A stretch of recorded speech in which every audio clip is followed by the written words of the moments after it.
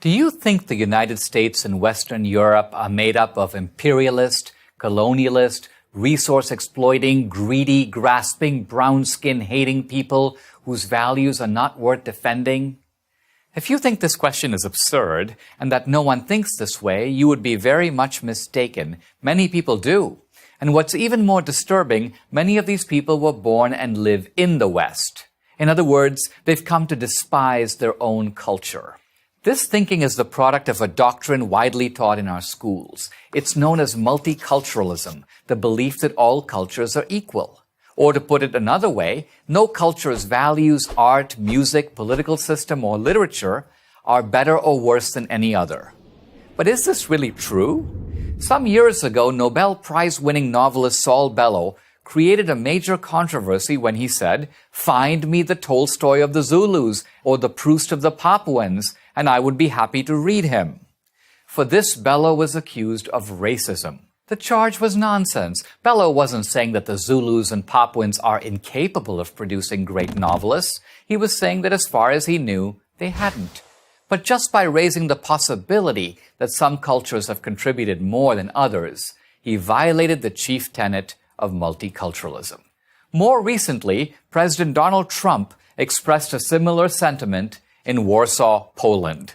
"We write symphonies, we pursue innovation, we treasure the rule of law and protect the right to free speech and free expression. We empower women as pillars of our society and of our success. That is who we are. Those are the priceless ties that bind us together as a civilization." For this, Trump was roundly condemned by the multiculturalists. How could he say these things, one writer wrote, as if these were unique qualities to white-dominated nations instead of universal truths of the human race across all cultures? Here's the problem. Are values such as innovation, rule of law, free expression, and women's empowerment equally held across all cultures? If all cultures are equal, how does one account for the fact that for the past 500 years, it has been one culture, the culture of the West, and now of America, that has shaped the world? Multiculturalists explain it in terms of oppression. Western civilization, they say, became so powerful because it is so evil. The study of Western civilization, they insist, should focus on colonialism and slavery, the unique mechanisms of Western oppression. But colonialism and slavery are not uniquely Western at all. They are universal. The British conquered India and ruled it for 300 years. But before the British, the Persians, the Mongols, the Muslims, and Alexander the Great had done exactly the same thing, conquered large parts of India. Indeed, the British were the 6th or 7th colonial invader to occupy India. As for slavery, it has existed in every culture. It was prevalent in ancient China, in ancient India, in Greece and Rome, and in Africa. American Indians practiced slavery long before Columbus set foot here.